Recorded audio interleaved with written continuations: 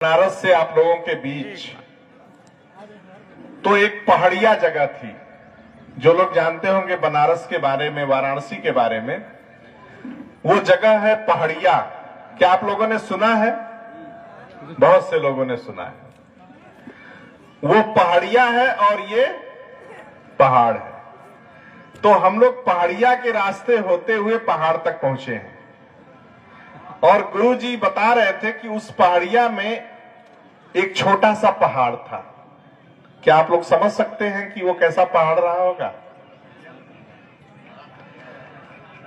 उस पहाड़िया का नाम ही उस छोटे से पहाड़, इसका मतलब वहां पे इतना विशाल स्तूप था कि लोग, उस क्षेत्र के लोग उसको पहाड़िया कहते थे। भोजपुरी में पहाड़ को क्या कहा जाता है? पहाड़िया। अरे जाइए भाई, उस पहाड़िया की तरफ चले जाइए, कहते हैं ना आप लोग, पहाड़ी की तरफ चले जाइए।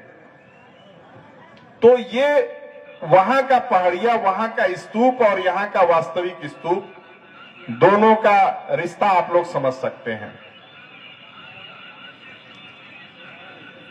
एक और चीजों की तरफ आप लोगों का ध्यान में ले जाना चाह रहा था कि जब हम पहाड़िया से चल के आए इस मोरिया मठ, तो एक बीच में और जगह हमें मिली, चकिया। आप लोग चकिया को भी जानते होंगे। और चकिया का मतलब ही है भगवान बुद्ध का चक्र, धम्म का चक्र। वो यूं ही चकिया नहीं है, उसका संबंध भगवान बुद्ध के चक्र से है। और अभी जब हम यहां तक पहुंचे तो एक मठिया भी, एक जगह का बोर्ड लगा हुआ था। चालू हो जाए भाई। तो मोरिया मठ, मठिया, चकिया और पहाड़िया, इसके संबंध को आप लोग नए तरीके से जोड़ सकते हैं और जान सकते हैं अपने भारत के गौरवशाली अतीत को, जिसकी परंपरा तथागत बुद्ध ने शुरू की, लेकिन उद्घोषों के माध्यम से सम्राट अशोक महान ने उसको स्थापित कर दिया।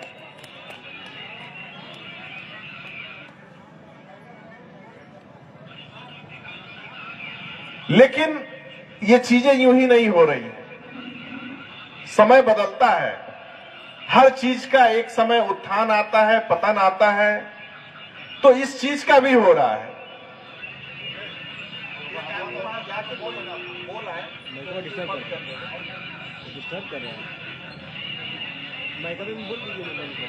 तो आप लोग देख रहे होंगे कि पिछले, जब से ये भारत आजाद हुआ है, इस भारत की आजादी में बुद्ध और अशोक को लेके जो समझ थी, वो समझ अब परिपक्वता की ओर बढ़ रही है। और ये परिपक्वता अब इतनी हो गई है कि पहले बुद्ध और अशोक सिर्फ यूनिवर्सिटियों के विषय थे, पुरातत्वविदों के विषय थे, लेकिन अब ये मुख्यमंत्री और प्रधानमंत्री के भी विषय हो गए हैं। अब भारत के चाहे मुख्यमंत्री हो अथवा क्यों ना प्रधानमंत्री हो, अब ये जगह तो बिहार में है, बगल में ही उत्तर प्रदेश है, चाहे बिहार के मुख्यमंत्री हो या उत्तर प्रदेश के मुख्यमंत्री हो, क्यों ना भारत के प्रधानमंत्री ही हो, लेकिन बिना बुद्ध के एक पग वो चल नहीं सकते। अपने गांव में, अपने शहर में तो चल सकते हैं, लेकिन दुनिया के बाहर क्या एक पग भी वो चल सकते हैं? नहीं चल सकते। तो आपके प्रदेश का मुख्यमंत्री, चाहे उत्तर प्रदेश की बात हो अथवा बिहार की बात हो, आपके देश के प्रधानमंत्री बिना बुद्ध के, बिना अशोक के एक पग नहीं चल सकते, लेकिन आप लोग दौड़ने के लिए तैयार हैं। क्या आप लोग तैयार हैं कि नहीं दौड़ने के लिए? ताली बजाइए भाई। आप लोग दौड़ने के लिए तैयार हैं, इसीलिए वो अब चलना शुरू कर दिए। पहले आप ही नहीं चलते थे, इसलिए आपके मुख्यमंत्री और प्रधानमंत्री भी चलने की हिमाकत नहीं करते थे या सोचते नहीं थे, क्योंकि प्रधानमंत्री तो पहले भी थे, मुख्यमंत्री तो पहले भी हुआ करते थे, लेकिन उन प्रधानमंत्रियों में और उन मुख्यमंत्रियों में और आज के प्रधानमंत्री और मुख्यमंत्रियों में यही अंतर है कि अब आप चलना शुरू कर दिए। कभी कभी जब हमारा अभिभावक या हमारा क्लास टीचर हमें नहीं पढ़ाते हैं तो कुछ अच्छे बच्चे होते हैं स्कूल में, वो कहते हैं गुरुजी हमें पढ़ा दीजिए, हमारा क्लास खाली जा रहा है।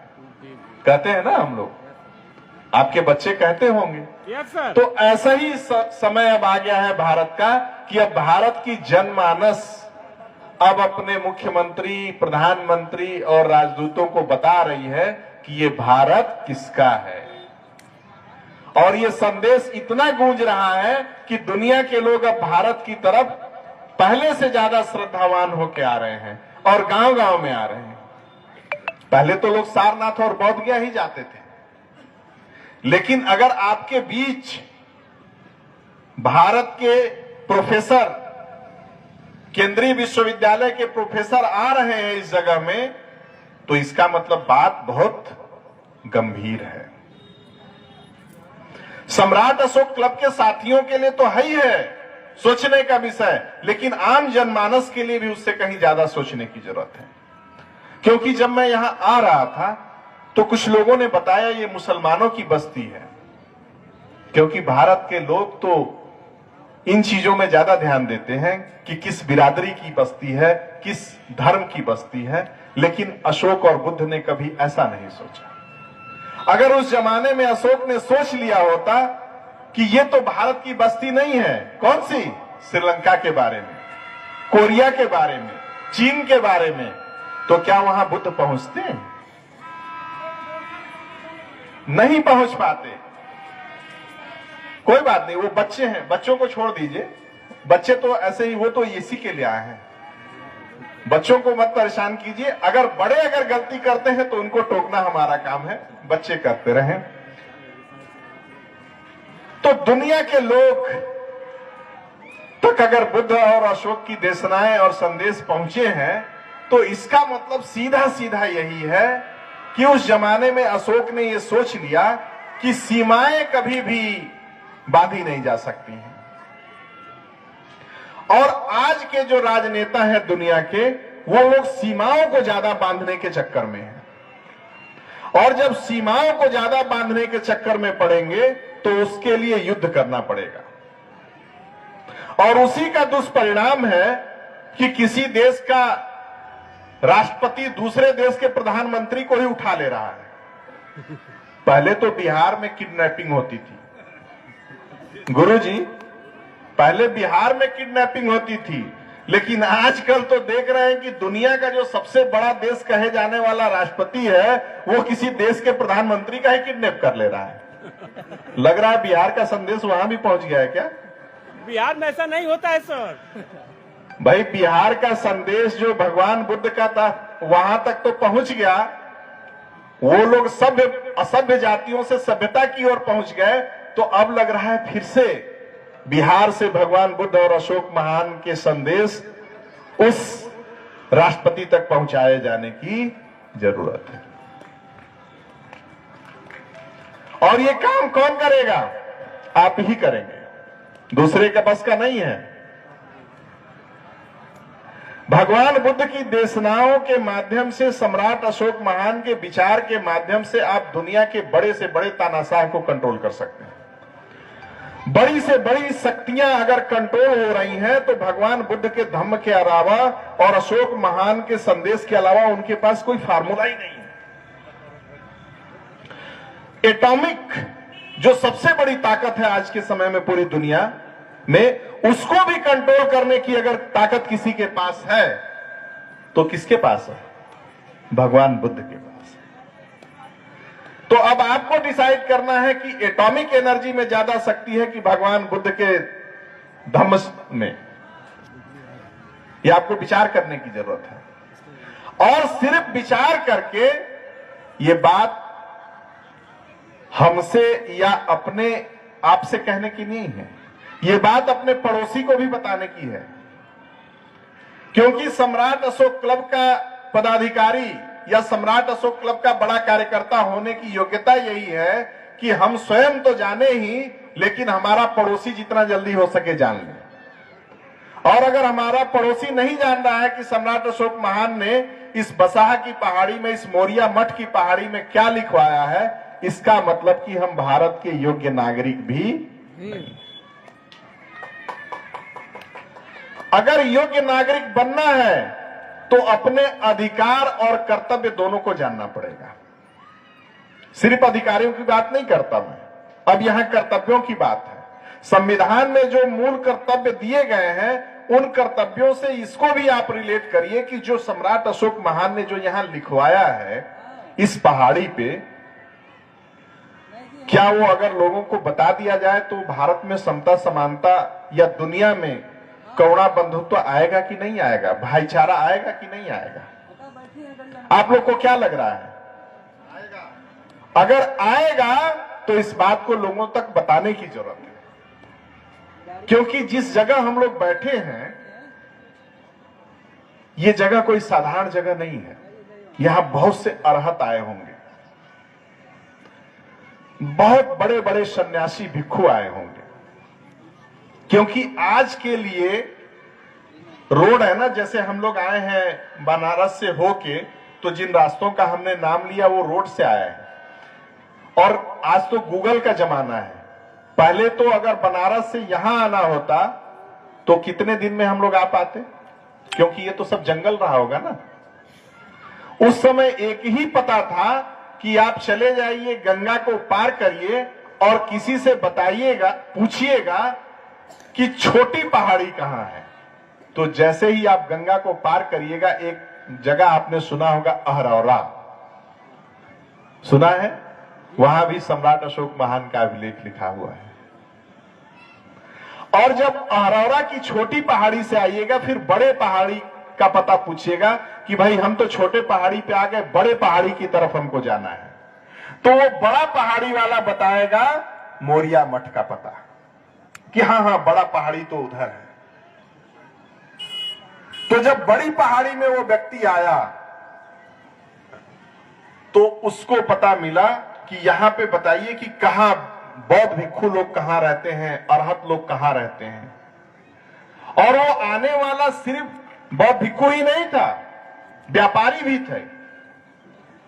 दुनिया के जो लोग मध्य एशिया से आते थे, अरबियन कंट्री से आते थे, सेंट्रल एशिया से आते थे, दुनिया के तमाम देशों से जो व्यापारी वर्ग भी आता था, वो लोग भी इस रास्ते का अनुकरण करते थे। उनके लिए भी यही मार्ग हुआ करता था, क्योंकि बौद्ध भिक्षु लोग तो ध्यान साधना के लिए गया आते थे, राजगीर आते थे, लेकिन जो व्यापारी वर्ग है वो व्यापार खोजते खोजते आ जाता है।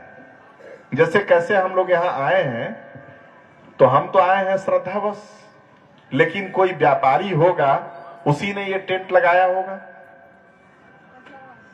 उसी व्यापारी ने ये माइक की व्यवस्था की। तो व्यापारी अपना व्यापार ढूंढते हुए आया, प्रोफेसर साहब अपना स्पीच डिलीवर करने के लिए आए, आप लोग यहां सुनने के लिए आए। उसी तरह सभी लोग अपने अपने लक्ष्यों की प्राप्ति के लिए आ रहे थे। कहां? बौद्ध गया के लिए। और जब बौद्ध गया के लिए आ रहे थे तो रास्ता जब पूछ रहे थे, तो रास्ता पूछने का तरीका यही था जो अभी हमने आप लोगों को बताया।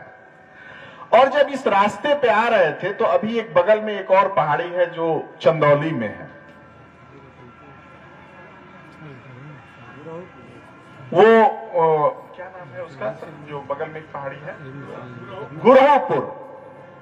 अब सोचिए कि ये मोरिया मठ है, वो गुरहुपुर है। घूर आप लोग किसको बोलते हैं? जहां आप लोग गंदगी का ढेर लगा देते हैं वो क्या हो जाता है? घूर हो जाता है।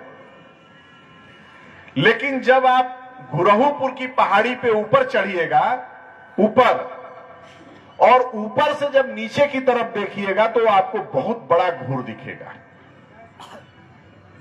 वो जानते हैं घूर किसी और ने नहीं बनाया, हम लोगों ने बना दिया, लेकिन वो किसी बहुत बड़े अरहत भिक्षु की वो समाधि थी, वो महास्तूप था, और आज भी है वो। इसीलिए वो बाद तक घुरहु के नाम से लोग स्तूप भूल गए। अभी नेपाल में आप जाइएगा, इतने स्तूप मिलेंगे। अभी गुरुजी हमसे चर्चा कर रहे हैं कि नेपाल में हम लोग ये स्तूप बना रहे हैं, इस जगह स्तूप बना रहे हैं, इतने स्तूप बना रहे हैं। जैसे आप लोग सारनाथ गए होंगे तो धमेक स्तूप है ना, बहुत बड़ा सा, वैसे ही स्तूप घुरहपुर में भी है, अभी भी है। लेकिन आम जनमानस के लोग स्तूप भूल गए, क्यों बनता है ये भूल गए। लेकिन उनको ऐसा लगा कि हम लोग जब गांव में ढेर लगा देते हैं कचरे का तो ऊंचा हो जाता है, ये बहुत बड़ा ढेर है, इसीलिए घुरहपुर है। तो इसके दोषी कहीं ना कहीं हम हैं, कोई दूसरा दोषी नहीं है। तो जब हम दोषी हैं तो दोष मुक्त होने का भार किसके ऊपर है? हमारे ऊपर। तो अब इस दोष से मुक्त होने का समय आ गया है। पहले तो आपको पता नहीं था, तो आप दोषी भी नहीं माने जा सकते। लेकिन 30 साल हो गए। मैं मुख्य अतिथि महोदय को अवगत कराना चाह रहा हूं, सम्राट अशोक क्लब का ये 30वां साल का अधिवेशन हम लोगों ने मनाया और 30 साल से लगातार हम लोग ऐसे ही कार्यक्रम कर रहे हैं, ऐसे ही छोटे छोटे कार्यक्रम। आपके यूनिवर्सिटी में तो स्टूडेंट आपको एसी कमरे में मिलते होंगे, ऊपर पंखा लगा होगा, साइलेंट क्लास होगा, लेकिन यहां स्टूडेंट देखिए,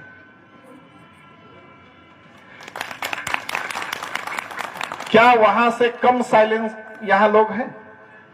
वहां तो आपके स्टूडेंट को कहना पड़ता होगा, ए सीधा बैठो, क्यों बात कर रहे हो? क्या आपने यहां किसी स्टूडेंट को ऐसा कहा कि आप सीधा बैठिए?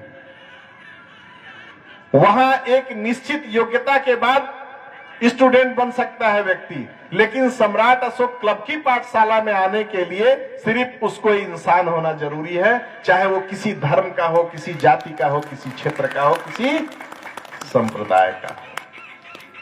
तो यहां वो स्टूडेंट है और स्टूडेंट की कोई उम्र सीमा भी यहां नहीं है। वो अच्छी बात है कि हमने कुछ स्टूडेंट इस कलर के भी तैयार कर रखे ताकि अनुशासन बना रहे।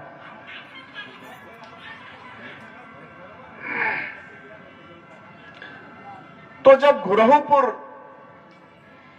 लोग आए, यहां आए, तो एक मार्ग बौद्ध गया की तरफ जाता था, एक मार्ग पाटलिपुत्र की तरफ जाता था, और दोनों मार्गों के लिए यही रास्ता था जो अभी हमने बताया। उस जमाने में अशोक के दादा चंद्रगुप्त मौर्य थे, उन्होंने सबसे पहले सोचा कि क्यों ना हम एक प्लेन रास्ता बनाएं, ये पहाड़ियों के रास्ते के बजाय हम एक प्लेन रास्ता बना दें। उस जमाने में उन्होंने वही राजपथ बनाया जो आज के समय में जीटी रोड है, जो काबुल और कंधार तक जाता है। तो अभी आप लोगों को हमने जोड़ के बताया कि पुराना रास्ता जहां हम लोग हैं और नए रास्ते से हम लोग चल के आज आए।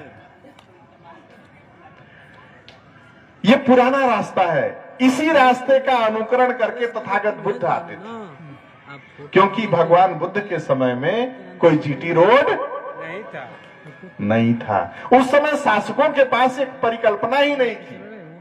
क्यों नहीं थी? क्योंकि उस समय महाजनपद का काल था। जब आप बुद्ध के समय का इतिहास पढ़ेंगे तब ये पाएंगे कि उस समय के राजा के छोटे छोटे क्षेत्र होते थे। तो कोई राजा बनाएगा तो अपने ही क्षेत्र में रोड बनाएगा ना, पड़ोसी के यहां जाके पाकिस्तान में थोड़ी रोड हम बना देंगे। तो राजाओं की भी आपस में लड़ाई होती थी, तो कौन राजा एक दूसरे से टाई अप करे? यहां तो एक प्रदेश से दूसरे प्रदेश के बीच जब रोड बनाना रहता है तब टाई अप करने में 4-4 साल 10-10 साल लग जाते हैं। तो जब राजा चंद्रगुप्त मौर्य हुए, जब अखंड भारत पे उनका शासन हुआ, तब उन्होंने बहुत से रोडों का निर्माण कराया और ये परिकल्पना पूरी दुनिया तक फैली। और उससे पहले जो राजा हुआ करते थे वो राजा लोक कल्याणकारी कार्य करने के लिए नहीं सोचते थे। जो कार्य मौर्य राजाओं ने शुरू किया वो कार्य दुनिया के लोग राजा नहीं करते थे। क्यों नहीं करते थे? कि इन राजाओं का संबंध भगवान बुद्ध से था। और चूंकि मौर्य राजा शाक्य कुल वंश की परंपरा से आते थे, इसलिए इनके अंदर बुद्धिज्म पहले से था, संघ मनाने की परिकल्पना पहले से थी, लोक कल्याणकारी कार्य करने की परिकल्पना पहले से थी। एक उदाहरण से हम इसको और इस तरह से समझते हैं, जैसे कई बार लोग पूछते हैं या कहते हैं कि अशोक बुद्ध धर्म को मानने से पहले क्या थे, किसी और धर्म को मानते थे। उन लोगों को पता नहीं कि उस समय इस तरह के धर्म नहीं थे, उस समय विचारधाराएं हुआ करती थी। और जैसे कुछ लोग कहते ये भी हैं कि बुद्धिज्म भी तो अलग अलग हो गया, ऐसा नहीं है। जैसे अगर कोई बच्चा इंजीनियरिंग कर रहा है, कोई मेडिकल का पढ़ाई कर रहा है, कोई इकोनॉमिक्स का पढ़ाई कर रहा है, तो सब लड़ थोड़ी रहे हैं। जिसकी जिसमें योग्यता है वो अपना कर रहा है। तो जिसकी योग्यता थेरवादी परंपरा में है वो थेरवाद पढ़ रहा है, जिसकी योग्यता अगर महायान में हो महायान पढ़ रहा है, जिसकी योग्यता वज्रयान में हो वज्रयान पढ़ रहा है। सबका लक्ष्य क्या है? बुद्धत्व को प्राप्त करना। क्या इस बात को आप लोग समझ रहे हैं? तो इसलिए उनकी बातों में कंफ्यूज होने का नहीं है। अभी जो मैं एक बात कह रहा था कि राजा अशोक जब बुद्ध धर्म को कलिंग के बाद मानने की बात जो लोग प्रचारित प्रसारित करते हैं, या जो लोग खुद भी नहीं पता है वो भ्रम फैलाते हैं, उनके लिए आपको मैं बता देना चाहता हूं कि जब राजा अशोक अपने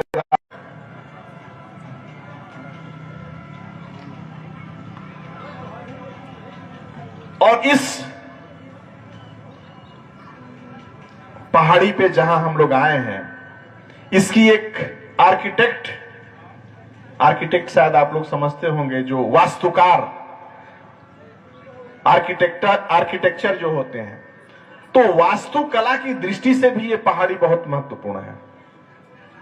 हम लोग सुबह से बैठे हैं, शाम हो गई, और भारत ठंडी जलवायु का नहीं बल्कि गर्म जलवायु का प्रदेश है। क्या हम लोग धूप से परेशान हो रहे हैं?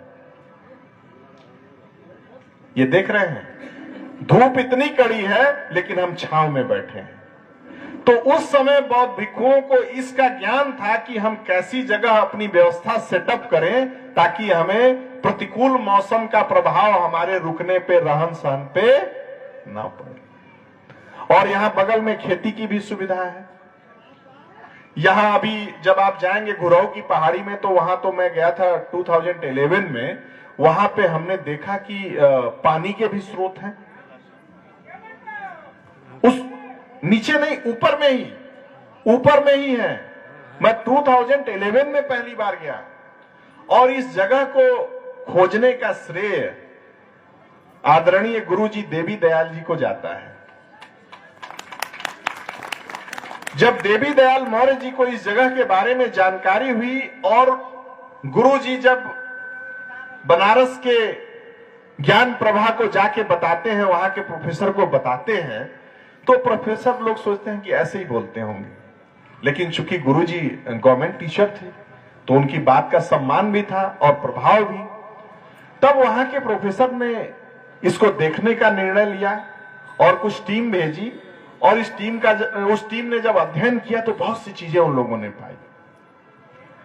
और मैं मुख्य अतिथि महोदय को बताना चाह रहा हूं कि बगल में जो घुरहूपुर है, यहां से तो पहाड़ी के रास्ते जाएंगे तो शायद 4-5 किलोमीटर है, लेकिन रोड के थ्रू जाएंगे तो काफी लंबा है। वहां पे भित्ति चित्र भी है, जहां तथागत बुद्ध की 3 भित्ति चित्र है। अच्छा, आप पहुंचे तो वहां पे भगवान बुद्ध के 3 भित्ति चित्र हैं। तो ये सब एक ही जगह की परंपरा है। इसका मतलब यह है कि वहां 3 बुद्ध हुए, तीनों का वो प्रमाण है। आप लोग तो जानते हैं ना, बुद्ध एक ही को हम लोग बहुत ज्यादा जानते और मानते हैं, दुनिया में बहुत ज्यादा फेमस हुए, लेकिन ऐसे और भी बुद्ध हैं। और आप सभी लोग यहां आए उस ऊर्जा को लेके, जिस ऊर्जा को पाके आप लोग लटिया की माटी पे आप लोग जाते हैं।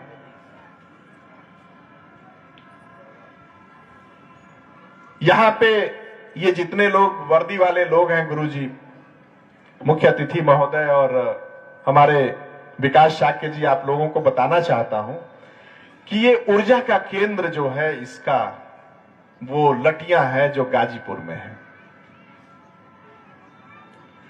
लेकिन मैं इस जगह पे आके ऐसा महसूस कर रहा हूं कि वो गाजीपुर का अशोक स्तंभ जो लटियां है वो तो एक टावर मात्र है, लेकिन असली रिले केंद्र तो यहां है। क्योंकि वहां के अशोक स्तंभ पे कोई लिखित लिपि नहीं है, लेकिन यहां रिले केंद्र है और हाई फ्रीक्वेंसी का रिले केंद्र है। और अगर यहां के लोग अगर चाह जाएं, कैमूर के लोग और आसपास के लोग अगर चाह जाएं, तो इस रिले केंद्र से पूरी दुनिया को संदेश दे सकते हैं। आपके टावर ने इतना बड़ा काम कर दिया और ये रिले केंद्र अगर उपेक्षित है तो इसके जिम्मेदार दुनिया के लोग नहीं हैं, कैमूर के लोग हैं। आप लोगों का सम्मान है कि आप लोगों ने बहुत शानदार कार्यक्रम किया और 17 साल से अनवरत कर रहे हैं आप लोग। लेकिन ये चैलेंज भी है कि हमको इसको और व्यापक बनाना है और समृद्ध बनाना है। ज्ञान का प्रवाह उस नदी की तरह हो जिसमें सभी लोग, सभी प्यासे को पानी मिल जाए, कोई भी प्यासा ना रहे, चाहे वो किसी जाति का हो, धर्म का हो, संप्रदाय का हो, किसी क्षेत्र का हो, किसी जिले का हो, किसी देश का हो, क्योंकि हम लोग तो वैसी परंपरा का निर्वाह करने वाले लोग हैं। तो अपने कुल वंश की गरिमा गौरव का अगर ध्यान रखना है, अपनी भारत की गौरवशाली परंपरा का अगर ध्यान रखना है, तो हम लोगों को इन बातों को ध्यान रखना चाहिए। और दुनिया में ऐसा हो रहा है। अभी एक इंडोनेशिया एक देश है, बहुत छोटा सा मुस्लिम देश है, वहां मुस्लिम आबादी है, लेकिन वो बौद्ध परंपराओं को वो लोग जीते हैं। उनके धर्म में मुस्लिम है, अगर आपसे वो मिलेंगे तो आदाब कहेंगे, लेकिन वो जो ड्रेस पहनते हैं, उनके बौद्ध भिक्षु लोग जो ड्रेस पहनते हैं वो चीवर धारण करते हैं, बौद्ध के आते हैं, सारनाथ आते हैं, त्रिशण पंसील करते हैं। तो ऐसी परंपरा है भगवान बुद्ध की। जिस देश में गए, जिस क्षेत्र में गए, वहां की संस्कृति को इन्होंने स्वीकार कर लिया। सिर्फ क्या दिया, उनकी असभ्यताओं को हटा के सभ्यता का पाठ पढ़ा दिया, बस इतना ही काम। वो किस भाषा में बोलता है, किस लिपि में लिखता है, क्या ड्रेस पहनता है, ये हमारा विषय नहीं है। हमारा विषय यह है कि वो लोक कल्याण के मार्ग पे किस तरह से चले, बस यही हमारा विषय है। और इसको आप सभी लोग कर रहे हैं। यहां जितने हमारे सम्मानित साथी